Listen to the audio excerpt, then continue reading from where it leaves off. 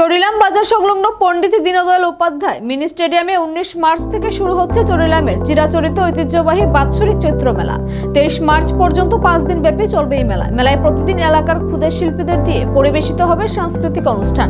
নাচ, গান, নৃত্যের পাশাপাশি শিশুদের জন্য মেলায় থাকবে নাগরদোলা। চরিলামের এই চৈত্র মেলা জাতি উপজাতির মিলন মেলা নামেও প্রসিদ্ধ। এই মেলায় প্রচুর পরিমাণে উপজাতি অংশের মা বোনেরা অংশগ্রহণ করে। জাতি, ধর্ম, বর্ণ নির্বিশেষে এলাকার সমস্ত অংশের মানুষকে রবিবার দিন সন্ধ্যায় সাংবাদিক সম্মেলন করে এই মেলায় আসার আমন্ত্রণ জানিয়েছেন মেলা কমিটির সম্পাদক মৃদুল দেবনাথ।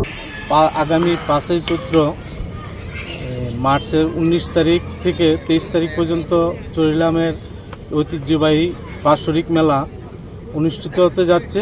তাই আমরা আপামর জনসাধারণকে সাদর আমন্ত্রণ জানাচ্ছি।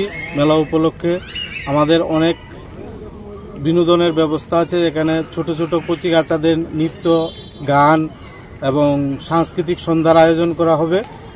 এই সঙ্গে থাকবে নাগরদোলা, যে বাচ্চারা যাতে খেলাধুলার মাধ্যমে সে আনন্দ মেলাকে উপভোগ করতে পারে। এবং এই ঐতিহ্যবাহী মেলা আমরা দেখতে পাই আমাদের জন্মের পর থেকেই চরিলামে অতিবাহিত হয়ে আসছে এবং আপামর জনসাধারণ এখানে প্রচুর ভিড় হয়, মিলন মেলা হয়। এখানে হিন্দু, মুসলিম, বুদ্ধ, খ্রিস্টান, জাতি উপজাতির এক মিলন সেতু বন্ধন তৈরি হয় সেই চরিলামের ঐতিহ্যবাহী মেলাতে।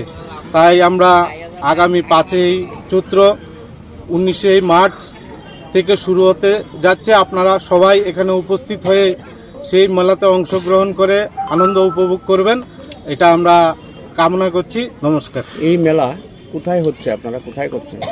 বাজার সংলগ্ন চরিলামের যে খেলার মাঠ আছে, দীনদয়াল স্টেডিয়াম, সেই মাঠেই এই মেলা অনুষ্ঠিত হয় এবং এবছরও অন্যান্য বারের মতো এই মাঠেই মেলা অনুষ্ঠিত হয়। প্রেসিডেন্ট কে মেলা? এই মেলার সেক্রেটারি আমি নিজেই। আমার নাম মৃদুল দেবনাথ।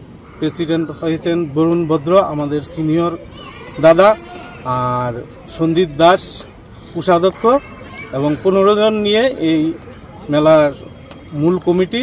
এছাড়াও আপনারা বলেছেন এই মেলা চরিলামের ঐতিহ্যবাহী জাতি উপজাতির মিলন ক্ষেত্র, তাহলে আপনাদের কমিটিতে কোনো উপজাতি ভাই রয়েছে? হ্যাঁ আছে, অবশ্যই আছে।